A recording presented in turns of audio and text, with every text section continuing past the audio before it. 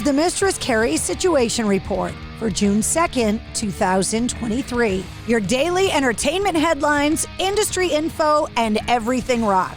Just announced, Danzig is headed to the MGM Music Hall at Fenway on September 11th, and 3 Days Grace and Chevelle will be at the MGM Music Hall at Fenway on October 14th. Tickets for both shows go on sale today at 10 a.m. through Ticketmaster.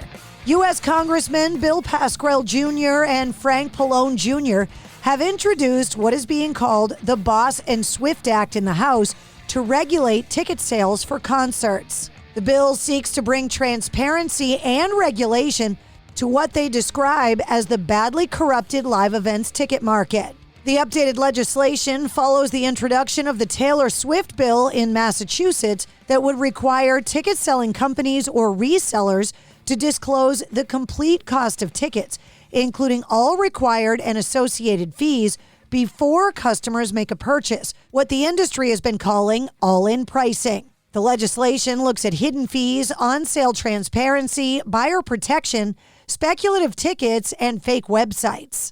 Speaking of Bruce Springsteen, he took a painful-looking tumble after a recent show in Amsterdam. With the guitar wrapped around his neck, the 73-year-old stumbled while walking up a flight of steps to join the rest of the band when disaster struck at the Johan Cruyff Arena.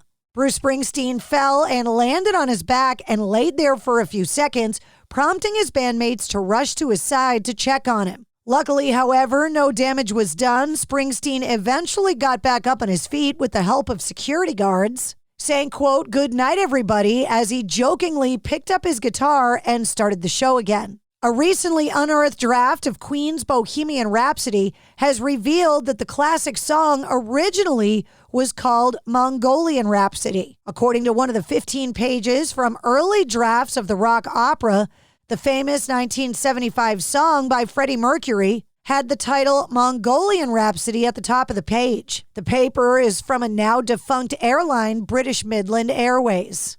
Mercury's original drafts are currently on display in a new auction exhibition at Sotheby's Auction House in London. Freddie Mercury, a world of his own, shows some of his private collection and belongings. Lyrics to Somebody to Shove, We Are the Champions, and Don't Stop Me Now are also included in the auction that contains more than 1,500 items from his London home, which had gone untouched for 30 years, including a pair of his high-top Adidas sneakers, his aviator sunglasses, a personal leather jacket, and other iconic Queen items that are now available to view. A portion of the sales income will go to Mercury Phoenix Trust and the Elton John AIDS Foundation. The exhibition will be showcased at Sotheby's in London from August 4th through September 15th, and you can check out the items online. Guns N' Roses kicked off their 2023 tour yesterday with a set at the Etihad Arena in Abu Dhabi. The band digging deep for the set list, performing Anything Goes, Pretty Tied Up, and Bad Obsession. Songs that haven't been played since 1988, 1992, and 1993. Guns N' Roses also announced their opening acts for their tour. Appearances by The Pretenders, Carrie Underwood, and Dirty Honey are on the list. Guns N' Roses head to Fenway Park in Boston on August 21st, with The Pretenders opening the show. Paul McCartney and Wings' song Live and Let Die, that was famously covered by Guns N' Roses, is celebrating its 50th anniversary with a new remix on Dolby Atmos. It was mixed by George Martin's son, Gilles, and Steve Orchard. The special mix provides an immersive experience for the listener, putting them right in the heart of the action and acting as a reminder as to why Live and Let Die has become a timeless and universally beloved classic.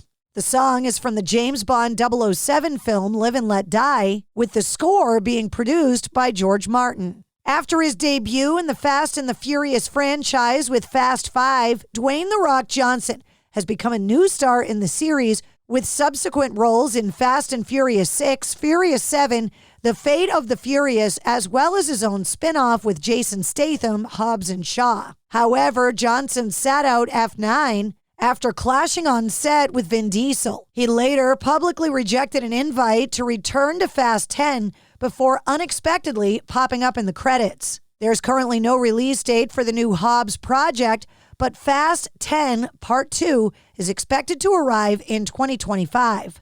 Though part 2 is expected to be the final installment of the series, Diesel recently teased that there could be a 12th movie.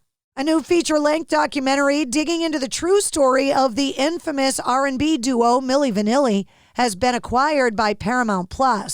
The film, simply titled Milli Vanilli, will make a world premiere at the Tribeca Film Festival on June 10th before debuting on Paramount Plus this fall. Billy Joel has announced his long-running monthly concert residency at Madison Square Garden in New York is drawing to a close after nearly a decade. Joel's final concert as part of the series will take place on July 2024, with Joel's 104th show as part of the residency and his 150th performance at the venue overall.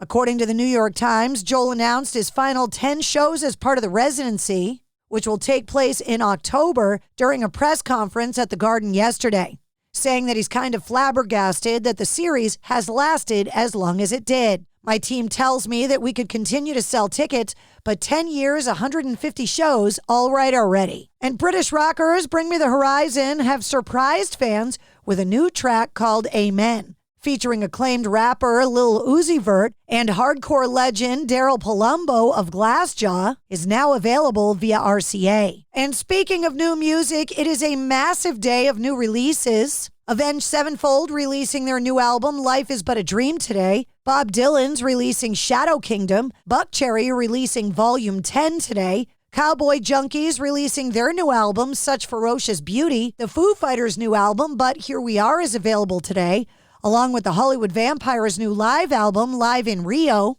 Whitsett Chapel, the new album from Jelly Roll, is available today.